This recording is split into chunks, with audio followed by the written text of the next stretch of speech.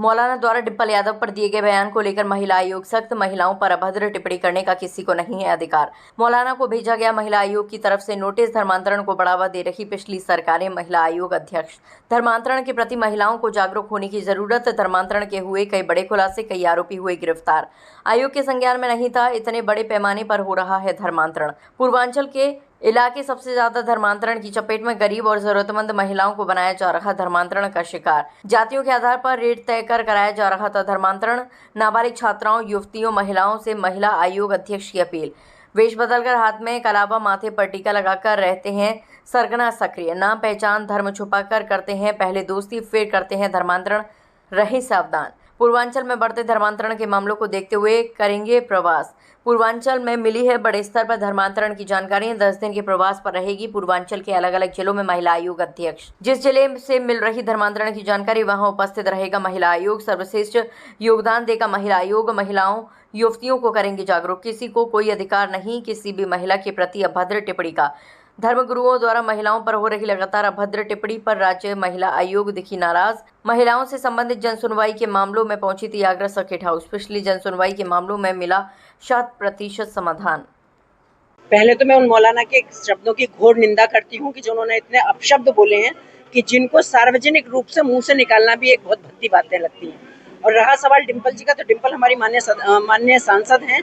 मैं किसी भी महिला के बारे में कह रही हूँ कि किसी को कोई अधिकार नहीं दिया है कि इस तरह की भाषा का उपयोग करें, क्योंकि मैं हर किसी को ये कहना चाहती हूँ कि वो चाहे पुरुष हैं चाहे महिला हैं, वो भी किसी कोख से ही जन्म लिया है। और वो जिस कोख से उन्होंने जन्म लिया है, वो पहले किसी की बेटी थी, फिर किसी की बीवी बनी, और फिर उसके बाद वो उन जैसे लोगों की माँ बनी। तो कम से कम ये नहीं भूलना चाहिए कि हर घर में बेटियां भी हैं और महिलाएं भी हैं। तो महिलाओं के लिए इतनी छोटी और इतनी हल्की बात कहने का किसी को कोई अधिकार नहीं है। इसलिए हमने आयोग से संज्ञान लिया है सबको। और मैं आपको बताना चाहूंगी, क्योंकि महिलाएं थोड़ा एक कहना चाहिए ना कि हमारी जो भारतीय महिला बड़ी धैर्यवान होती है और बड़ी एक इमोशनल होती है अंदर से, और उसको कोई भी माइक लेता है और कोई भी कुछ भी कह के चला जाता है तो उनको बहुत सॉफ्ट टारगेट समझा जाता है। मैं आप लोगों के माध्यम से कहती हूँ कि महिलाएं भी थोड़ा सा जागरूक हों और इस तरह की चीजों में ना आए कि हमसे कोई क्या कह रहा है, या हमारे धर्मांतरण को लेकर आजकल इतना चल रहा है, उसमें भी देखा है जितना टारगेट है वो सब महिलाओं को ही टारगेट बनाया जा रहा है। तो मैं तो यही कहना चाहूंगी कि सारा हमारे महिलाओं को भी थोड़ा जागरूक होना चाहिए इन विषयों पे। और ये जो अभद्रता की बात है, मैंने दोनों को आयोग से नोटिस भिजवा दिया। जिस प्रकार से पूरा लगातार सुनवाई कर रही है, आपकी सदस्य भी जन सुनवाई कर रही है, तो पिछले जो केसेस थे उनमें कितनी कमी देख रही है? क्या महिलाएं और सशक्त हो पा रही हैं? बहुत अच्छा सवाल आपने पूछा, क्योंकि जब मैं महिलाओं की जन सुनवाई में आपको एक बात बताऊंगी कि मैं हर केस को अपने खुद से अनुभव करती हूँ, मैं तब उस पर कार्रवाई करती हूँ। और इसका ही ये परिणाम है कि मैं जितनी भी जन सुनवाई करती हूँ उसका 100% निस्तारण मुझे अगली मीटिंग में मिलता है। आज भी मैंने आके जितने भी पिछले कामों की रिपोर्ट ली है, मेरी सारी जितनी एप्लीकेशंस मेरे पास थी, सब में 100% निस्तारण है। तो मैं इस बात से बहुत खुश हूँ कि मैं जो काम देती हूँ वो प्रशासनिक तौर पर मेरे सारे कामों में सब कार्रवाई होती है और सबको न्याय मिलता है। धर्मांतरण पर जिस तरीके से ऑपरेशन अस्मिता के तहत तमाम खुलासे हुए हैं, क्या आयोग की तरफ से भी कोई संज्ञान लेते हुए विशेष अभियान चलेगा? देखिए, बिल्कुल जागरूक तो हम पहले से ही कर रहे थे, लेकिन हमारे नॉलेज में भी ये नहीं था कि इतने बड़े स्तर पे धर्मांतरण चल रहा है। मैं आपको बताना चाहूंगी कि कम से कम पूर्वांचल के 8-10 जिले तो ऐसे हैं कि जहाँ बहुत जबरदस्त तरीके से इस तरह का धर्मांतरण होता है। जैसे आपको पता होगा कि ये छंगू बाबा टाइप के लोग वही अपना सब टारगेट बनाते थे, क्योंकि वहाँ थोड़ा सा थोड़ा सा मैं कहूँगी शिक्षा का भी अभाव है और थोड़ा सा एक धन का भी अभाव है। तो जैसे उसका तो एक प्रोपोगंडा था कि भाई कोई अगर कोई ठाकुर है, कोई ब्राह्मण है, तो उनको 15-15, 16-16 लाख रुपए दे रहा है वो। और जो थोड़ा हमारे दलित समाज की बच्चियां हैं, नाबालिग बच्चियां हैं, उनको वो 10-10, 12-12 लाख रुपए देके।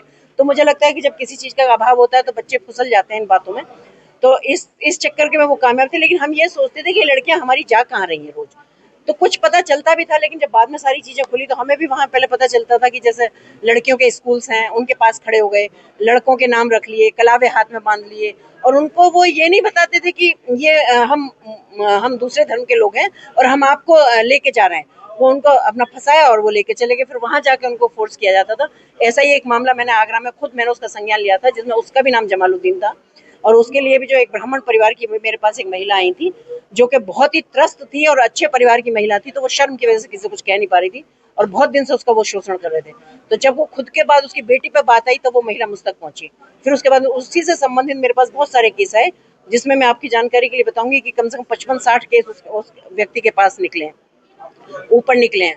तो उसको भी मैं उसके लिए भी प्रशासन के लोगों को, सब पुलिस डिपार्टमेंट को मैं धन्यवाद देना चाहूँगी कि उसको भी मैंने कहा था 24 घंटे में उसकी गिरफ्तारी मुझे चाहिए, क्योंकि मैंने उसको देखा, क्योंकि उसके वीडियो ऑडियो सब मेरे पास, इवन उसकी लड़की का भी मेरे पास वीडियो है।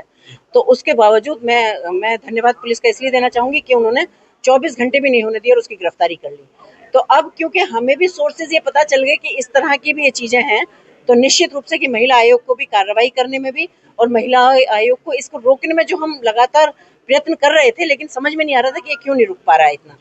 तो क्योंकि अवेयरनेस के हमारे यहाँ से प्रोग्राम चलते हैं बच्चियों के, चाहे वो स्कूल कॉलेजेस हैं, चाहे वो ऐसी जगह हैं कि जहाँ बच्चियाँ रहती हैं और जहाँ स्कूल नहीं जा रही हैं, जो भी है, पर निरंतर अवेयरनेस के कार्य चले थे। पर मुझे लगता है कि अब हमें अच्छी सफलता मिलेगी, क्योंकि अब इसके बाद भी मेरा लगभग 10 दिन का प्रवास पूर्वांचल में ही रहेगा। तो खुलासे के बाद अलीगढ़ से करीब 100 लड़कियों के लापता होने की भी खबर है। क्या आयोग पूरे उत्तर प्रदेश के अलग अलग जिलों के जो प्रशासनिक और पुलिस के अधिकारी उनसे समन्वय करके क्या तैयार करवाएगा? आपको एक बात बताना चाहूंगी कि उत्तर प्रदेश के हर कोने में महिला आयोग इस वक्त काम कर रहा है, और आप जैसा जानते होंगे एक महिला आयोग है तो महिलाओं से संबंधित सारे संज्ञान हम लेते हैं। पर अब इतने बड़े बड़े खुलासा हो रहे हैं तो निश्चित रूप से कि महिला आयोग को भी काम करने में उसमें मदद मिल रही है, और मदद मिलने के साथ हम हर उत्तर प्रदेश के हर जिले में नहीं, मैं कहती हूँ हर कोने में महिला आयोग उपस्थित रहेगा, और जहाँ भी हम अपना सर्वश्रेष्ठ योगदान दे सकते हैं वहाँ पे। जिस तरीके से इस्लामिक 2 बड़े गैंग सामने आए हैं धर्मांतरण के, इसी तरह क्रिश्चियन गैंग भी काम करते हैं जो धर्मांतरण का बड़े पैमाने पर लोगों को तोड़ते हैं। देखिए दोनों, मैं इसमें क्या कहना चाहूंगी, क्योंकि पिछली सरकारें कुछ ऐसी रही कि जिनमें इनको इतना बढ़ावा दिया गया। अब आपको ये सोचिए कि जब इतनी खाइयां हैं तो उनके भरने में थोड़ा टाइम लगेगा। अब धीरे धीरे सब शुरू हुए। अभी देखा कि आपने कितने बड़े लेवल पे कभी कल्पना की थी, कितने बड़े लेवल पे कभी खुलेगा, पर अब खुल के आया। तो निश्चित रूप से टाइम लगेगा, लेकिन सब चीज